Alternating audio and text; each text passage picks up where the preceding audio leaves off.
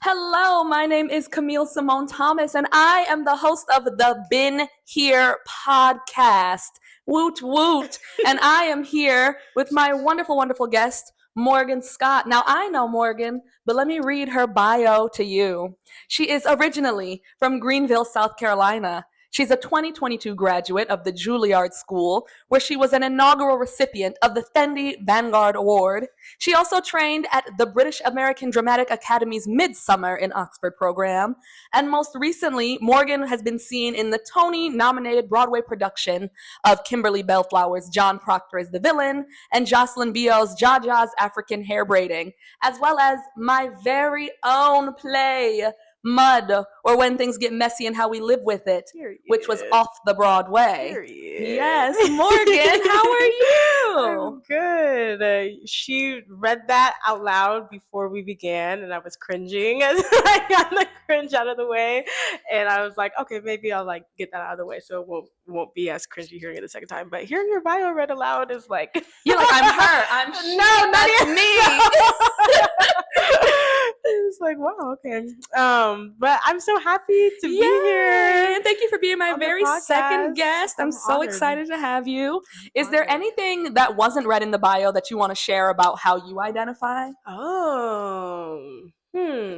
Yeah, I think that I don't know, we'll get into the questions later. I don't want to jump the gun. But it's really hard for me to talk about myself, which is important to be able to do as an artist and as a performer. But I think that says it all. I'm an actor. I feel like so much of my artistry is informed by things that can't be put in a bio also.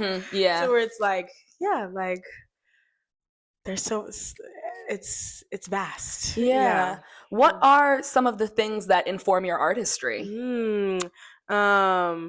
Definitely family. I always I'm super close to my family.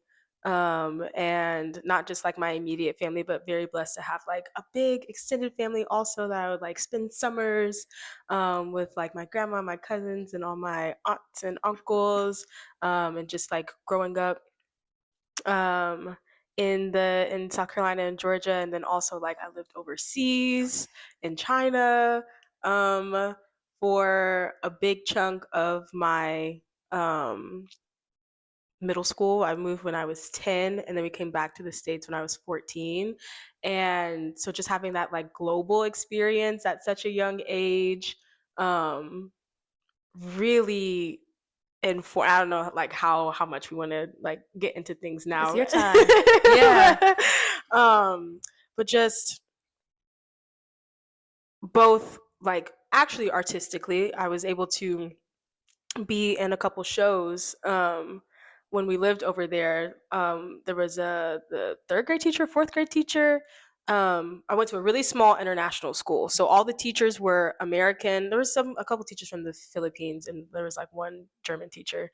But classes were in English and everything except for our Mandarin class. But the students were from all over the world, predominantly Korean, actually. And then where else? Pakistan, Yugoslavia, Korea, Japan, all over the world. I was the only American student in my class. Mind you, small class sizes, but still. Actually, not in my class. I think when we first moved, we were the only American family. There was one other American family at the school. Definitely black. There's nobody black. I think in our third year there, a family from Zimbabwe, and then after that, there was a family from South Africa. We were the three Black families at the school. But anyways, third grade teacher, fourth grade teacher, she had a background in theater, and so there was a really thriving theater. We didn't have a theater class, but there would be a spring performance, a spring show. And I couldn't do it when we first moved because it was halfway through fifth grade, and they had already put up the production. It was Treasure Island that year. When my parents told me that we were moving to China, I was devastated. But one of the big things, questions that I had wasn't like, I don't know what another 10-year-old would wonder, but I was like, how am I like, am I going to be able to act? Like, I was doing community theater at the time and like just really loving it and like really, yeah, it was such a wonderful outlet for me. So I was like, what? Like, do they act or like, Do they gonna do have acting in shows? China? Yeah, like, what are they gonna do? Like, oh my goodness.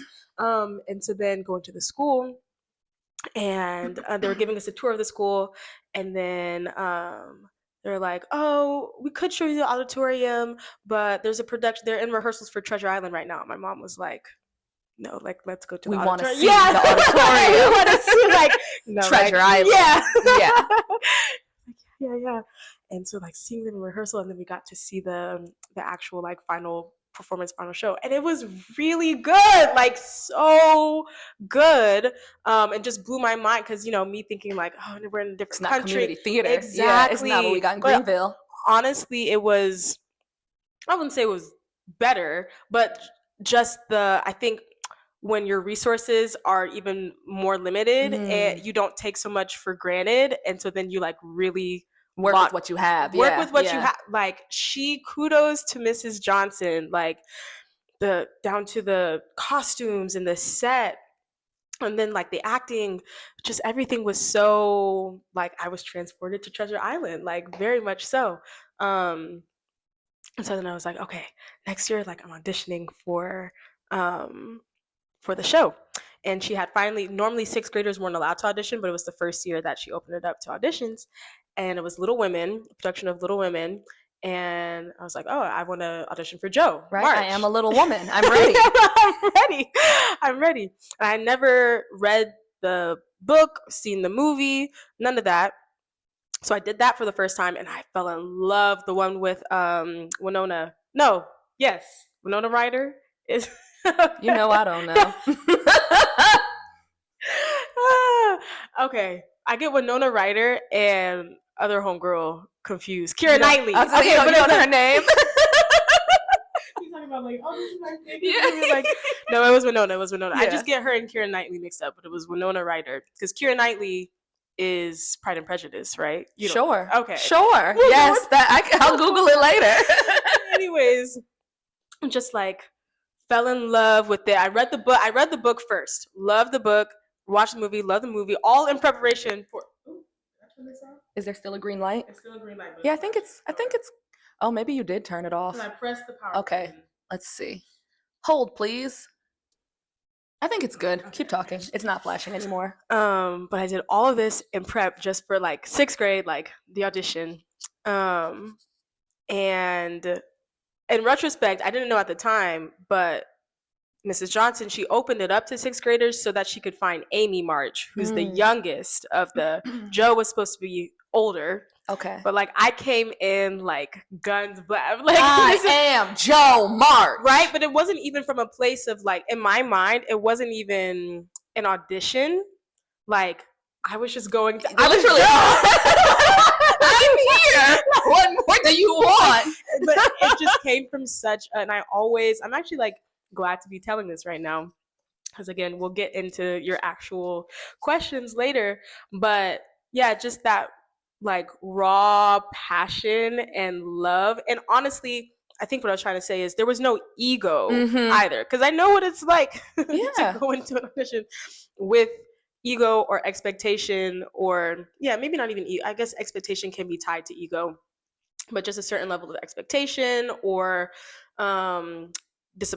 managing disappointment and things like that. But just to go in and love this character, love this story, love this world, and to have been like, I was like asking my little brother to run lines and things like that, and just like, here is this offering that I have to share. And I wasn't tied to an end result. I wasn't tied to I hope they like this. It didn't matter. Like it genuinely, honestly did not matter to me.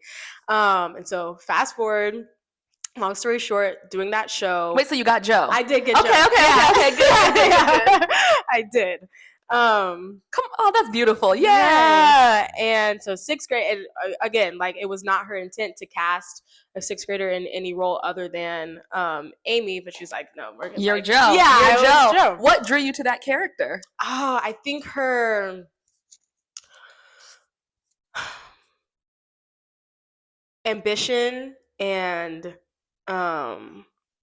passion and spunk, and she's such a leader. And I think at this point in time, like that had always been like spoken over me of like, oh, Morgan, you're like such a leader. Like I was 10, 11, no older than 12.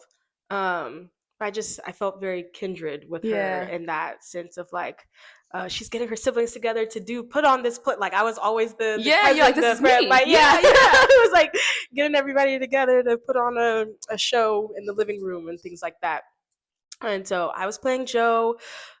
Amy was played by my class, a sixth grader, Hyun. She was Korean, and then Beth, she was Korean American, and then Meg was Filipino American, and then Marmy was white American. And so it's like we're playing a family. Yeah. This is colorblind casting, Yeah, without for real, intentionally literally, yeah. being, and this is like 2011, 2012. But like again, that was such a like precious time for me, because there really truly was no ego and no maybe ulterior motive.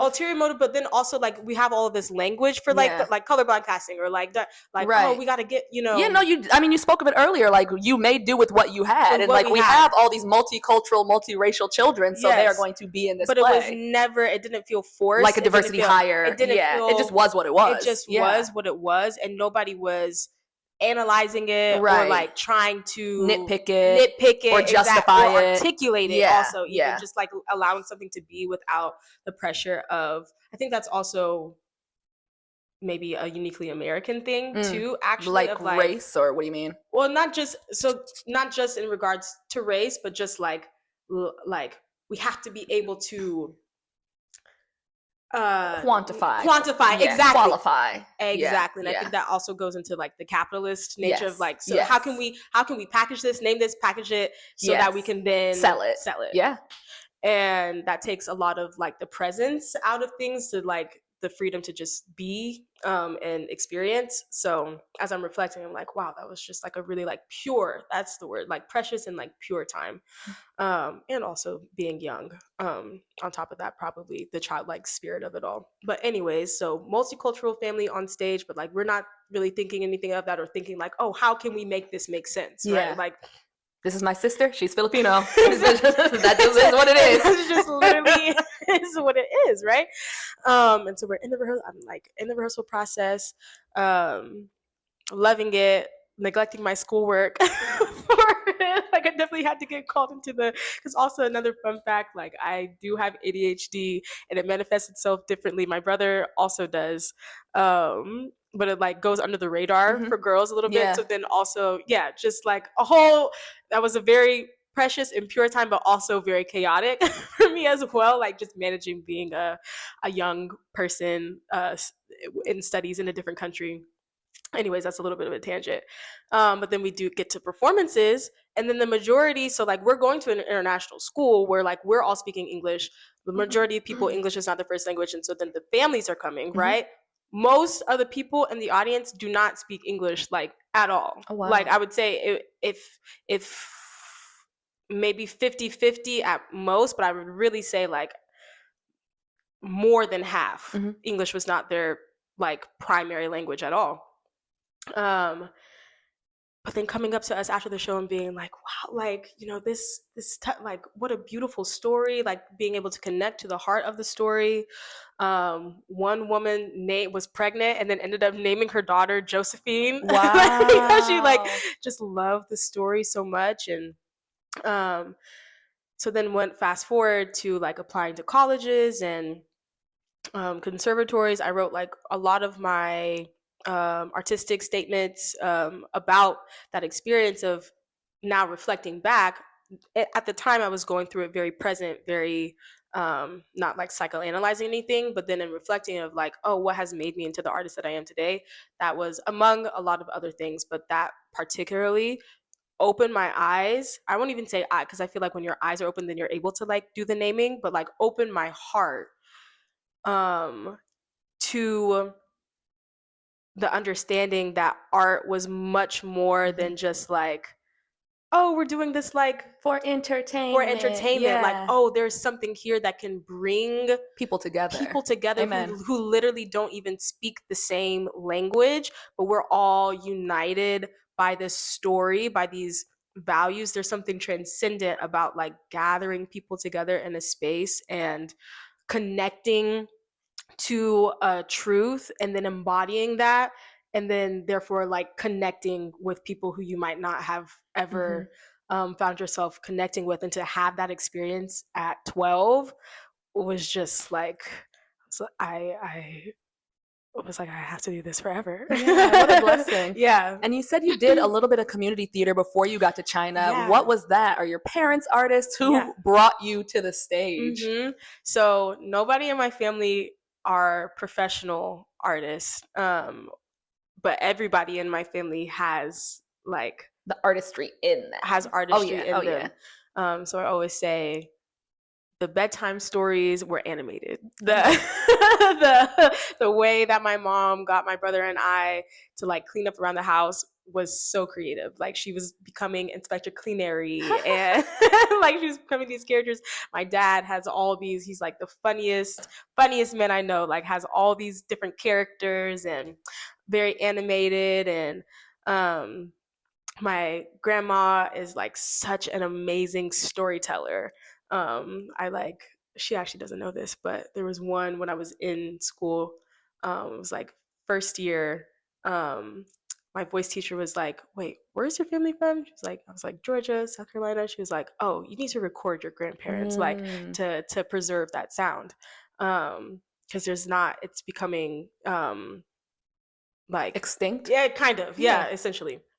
Like, oh, okay. So then I went back over like the Christmas holidays and then like secretly recorded her, because I didn't have to interview her or anything. Like she will just like tell a story. So I have like voice memos on my phone of like her just like very artfully telling stories. So I grew up around, and my dad loves music, and my mom grew up like playing cello. But they're like my dad is an engineer, my mom is an engineer by trade, and then pivoted and became a teacher. Lots of teachers. Grandma worked for the bank, other grandma in the medical field. So I didn't have an example of arts as a career, but I definitely had like the arts in you, around you, surrounding me. And then what was the question? What was the actual question? Just like what you went to, you did community theater. Yeah. So being in that type of environment, it was always like my artistic impulses were always like nurtured and encouraged.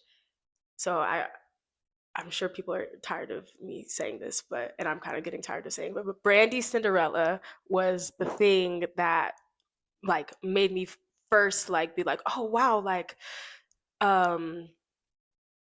she looks like me, she's wearing braids like how I'm wearing braids, like, and she's a princess. And the music and the colors and so I memorized like this is like 4 years old. I like memorized all the songs. I memorized all the lines, and I would like do it in the living room. My mom was like, oh, okay, like let's take this out the living room. Like we love it. We're encouraging it. We're nurturing it. But I think this needs to like have a little bit more of space. Yes, exactly, space and structure. And so at the time we weren't living in Greenville, we were living in Lexington, South Carolina, and there was a community theater that used to be a movie theater when this is the time that my mom grew up in. So when she was young, it was a movie theater, and then they converted it to a community theater space called the Village Square Theater. And they were doing a production of Cinderella, Rodgers and Hammerstein's Cinderella. So she was like, let's go see a little bit, see if she has the attention span for actually, I don't know if this is her thought process, but anyways, she saw Cinderella, and we went to go see it at the Village Square Theater. And I was like, wait, like this is my movie, right? But it's on stage. And Cinderella her dress just changed in front of me. Magical. You don't know magic. Like, wait, I gotta get up there. I need to be Cinderella. I had a little, like, I was the birthday. Like, I'm the birthday. I'm the bibbidi bobbidi boo. Okay.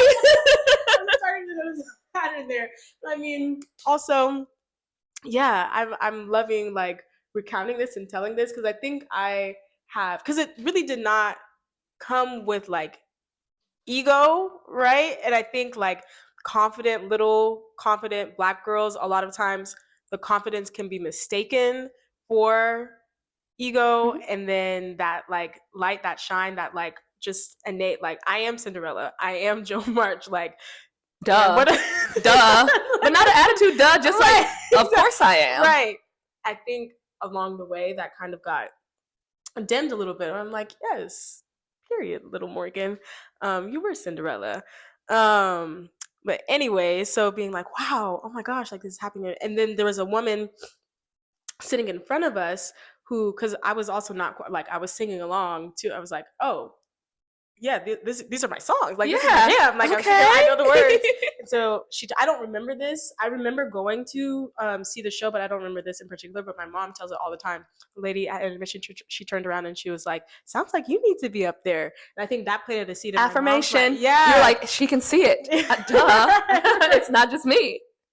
And so then for their next season of shows at the community theater, my mom was like, do you want to audition? I was like, yeah, I would love to. So we like practiced in our kitchen, and practiced like me projecting my voice. Like she printed out these like mock sides like from like do you remember back in the day? Maybe you don't, but there was this website. I wonder if teachers still use this. It's called like abclearning.com or something No, like I that. don't But know it had a anything about lot it. of free resources for teachers and just like at home learning. So she like printed out some like very elementary sides and we like practice. She would like stand at one side of the kitchen and then I would stand at the other side. And so then that's how the community theater, I did like Beauty and the Beast, Junior, Sleeping Beauty, all those good things in elementary school right before we moved to China. And then I also was very, because the thing I said before of like, oh, it was always like spoken over me. They're like, oh, she's such a leader. Again, I'm not thinking consciously about these things. I'm just like being me. Yeah. So with that, I was like, oh, like I'm not necessarily going to start a theater club in my fourth grade class, but like, okay, we're doing silent reading time. To be honest, I'm bored. Like I read really fast. Like, yeah, like let's do something here. Okay. Yeah, and I like a couple of my other friends, like we're kind of like goofing off a little bit because like, yeah, we're above a fourth grade reading level type thing. So I was like, Miss Gladden, like, can I put on a show like For the kids? yeah, can I get my friend to like during silent reading time? Do we have permission? It'll still be educational. Do we have permission to? Here's the script from abclearning.com. That's called advocacy, okay? You were advocating for yourself. Yes. Here's the script from abclearning.com. Can me, Colby, Rebecca, whoever else, I can't remember who else, we'll go into the hallway and like I'm gonna direct the show. And then like in 3 weeks, like you're gonna be blessed with our performance. Blessed. Okay? Because I am in a Tony Award winning show. Yes. At 8 years old, 9 You're years getting old. this for free. Yes. I think it was which story Little Red Riding Hood. Mm-hmm. It was Little Red Riding Hood.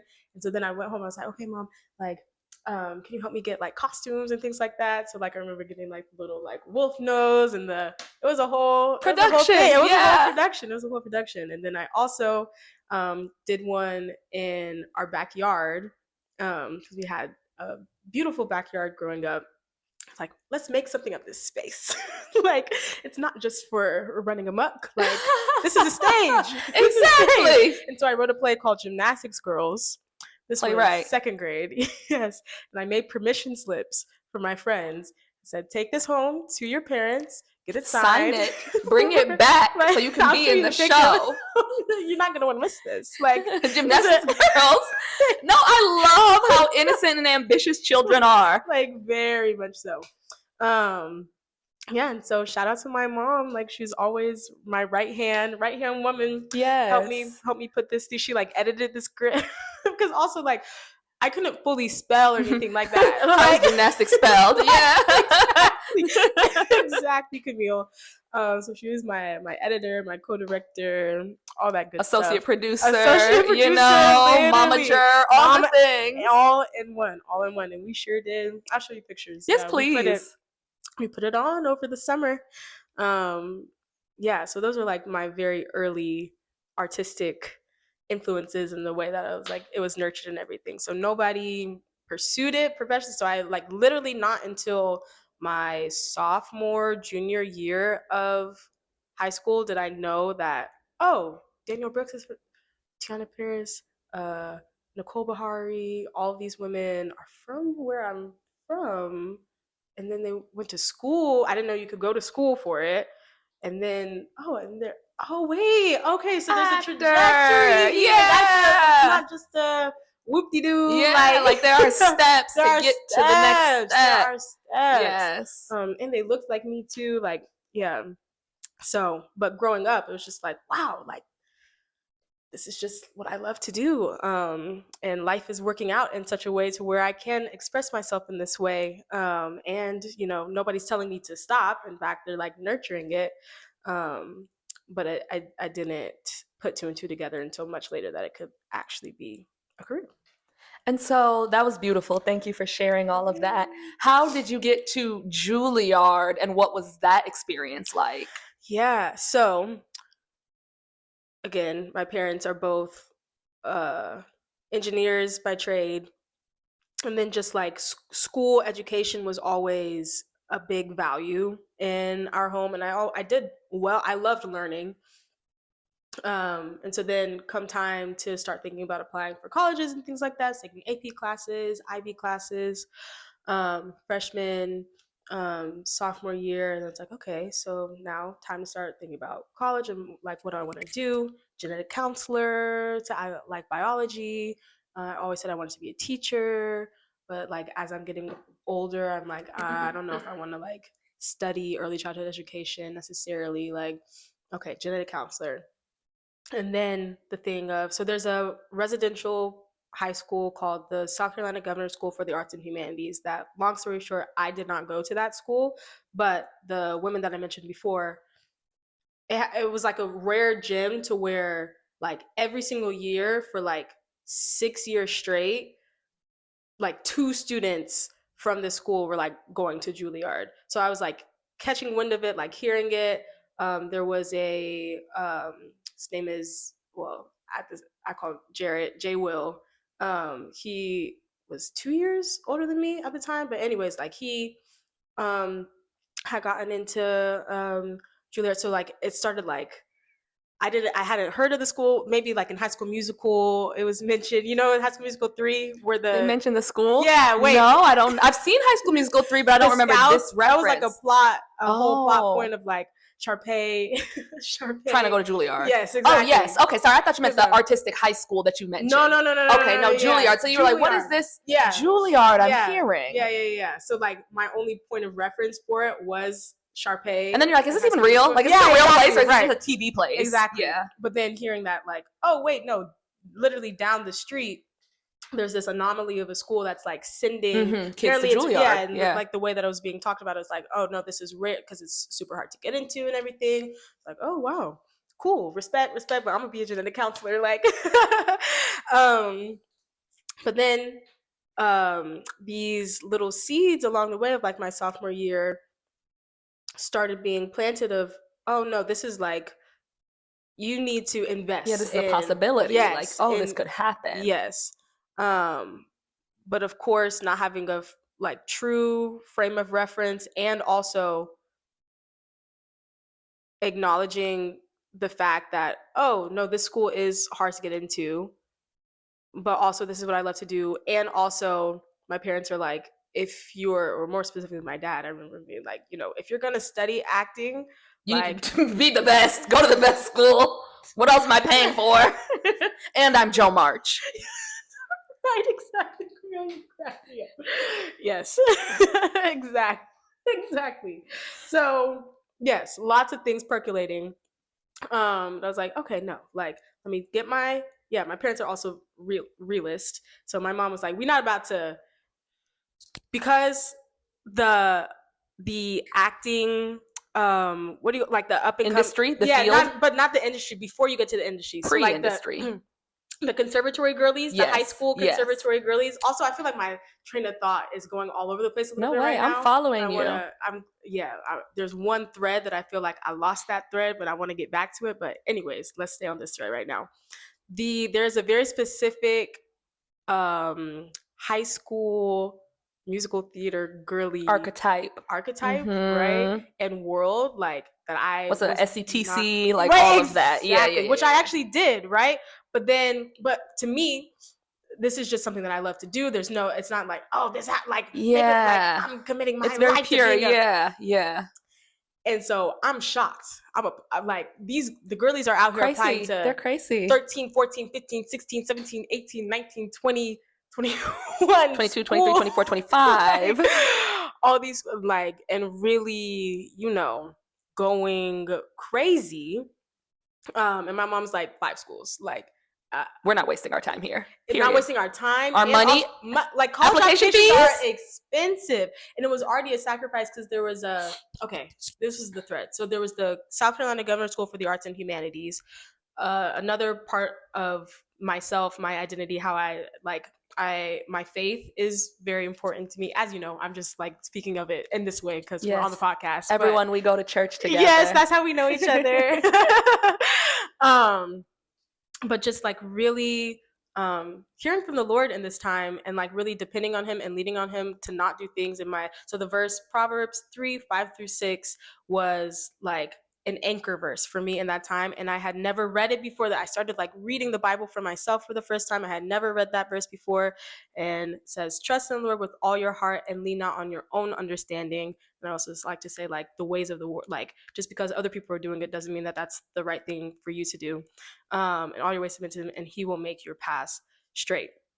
So Governor School was the obvious. So as these seeds are being planted of like, oh, this is something that you should invest in doing seriously, acting, even though you don't have necessarily like a framework for it. But also there's like there's this passion is bigger than you. Like, it's not just like something that you love to do, and it's not just something that like, oh wow, you had a really cool experience in China when you're 12. Like, no, like, this is leading to a calling. Yeah, it's a calling. And so in tandem with that, it's like, okay, so then, like, if I'm going to invest in this, what is the logical best next step to do? Go to governor school. Then in tandem with that, it was like, I just, in prayer and like in my own like quiet time, it's like, no, don't go. But you're going to be an actor, but like governor school is not the path for you. Like, now how did that make sense? Like, and I'm Lord, also like, 15, you tell me, Jesus. I'm like, whoa, like, okay, this is like not normal. To have this level of like intuition and how do I explain this to my friends and who are also like applying and like expecting us all to like do it together. And then also at the same time, like, yeah, my parents are like, if you're gonna study acting, like, you gotta go to governor school. You got to be serious and do the thing. Exactly. Yeah. There's a trajectory. So it didn't go, but I ended up going to, it's called the Fine Arts Center. It's not residential, but I was able to still go to my base high school for the academics, and then you take a bus to go to the Fine Arts Center, and that was like just very divine. Terry Parker Lewis is like still my like mentor to this day. Also a woman of faith, like just very, very much so aligned. Yes, and so now entering into like the college audition season, and then the girlies are auditioning for 50 everywhere, right? And I'm like, okay, my mom telling me do 5. It's really expensive, but then also I do feel like I need just like a little bit more of like intensive, like because do I even want to, like, a conservatory, like they're really rigorous. So I was like, okay, I'm not going to governor school, but I do feel like I need to at least see if, like, do I really want, like, the day in and the day out. Exactly, because I've only been doing this just simply because I love to do it, but like, this is going to be a lifestyle. Lifestyle, right? So there's this program called Arts Bridge, which still goes on. I don't quite know the nature of it anymore, but at the time, each summer there would be 2 weeks at a different college campus. You have to audition for it, and then if you're accepted, then you spend 2 weeks. In my case, it was at the University of Minnesota for 2 weeks studying with was it CESTI? Did you do that program? No. It was at the University of Minnesota. I did a theater program called Summer Institute Summer something, theater something. No. So I was like, oh, did we do the same program? No, it was called Arts Bridge. Was okay, the one never that mind. I went to. Yeah, but I never heard of that one. Yeah. But then it would be like teachers from Syracuse University, from University of North Carolina School of the Arts, University of Minnesota, their Guthrie BFA program. Where else? Yeah, just like kind of those top schools that people or young students are considering and wanting to apply to get audition technique, to see what conservatory life is like. And honestly, it was a really wonderful opportunity to connect with these teachers at these programs. And so that was a really amazing experience, but also super duper expensive. So that was a sacrifice on the part of my parents. And so then when it came time for college time, it was like college applications. It was like, okay, we're not doing the 20 school things. Like, find your top 5, get really specific and intentional. And so I did I applied to Anderson University, which was like I won't even say safety school, because I would have been genuinely happy going there, but like what a lot of people consider like a safety school. It was in state, but they had an amazing acting program. Anderson University, Boston University. Oh, that was the other school. Michaela Donovan. I had really connected with her, and she had really like encouraged me and just like seen me in a really cool way when I was at Arts Bridge. So I applied to Boston University, but I was like, oh, I don't know what they got going on in Boston, child. Like, but I like Michaela, so I applied there.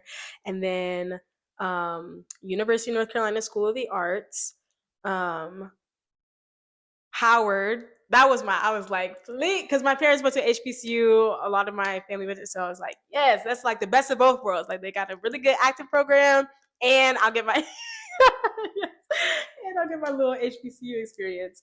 And then Juilliard, I was like, I'm not gonna get into Juilliard, but like my Terry Parker Lewis, my fine arts center teacher, because I probably would not have applied, even though, so it was like Howard, Boston, University of School, North Carolina School, or Anderson. Those satisfy my parents. Like, these right, this is a real school, right? So it's like, I'm not good. Like, right, I'm art not school. like, it's crazy. woo, like, it's on the vision board, but like, I don't know. But then Terry, she was like, no, I think you should apply. I was like, okay, like, I kind of was like that. Yeah, if you say so.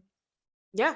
And so then I, by the grace of God, like, got into all 5, and like, oh, amen. Wow. Yeah. And I do think that was a testament also to like being something that I heard at Arts Bridge. It's like, you're not just auditioning for the school, like you are auditioning the school. Like, you are not just auditioning, like, you're also auditioning. Because do I want to be here? Do I want to be here? And so I got really specific and intentional about like, and there was schools that like I thought that I would apply to, that like I could have, for the name, or like for the whatever it may be, like alumni. Yeah, exactly, right? But like, just like really, not getting caught up in the would, like, just really, that was really a season of like focus and quietness and like trust and specificity, and then the fruits that came from that was Juilliard. Yeah.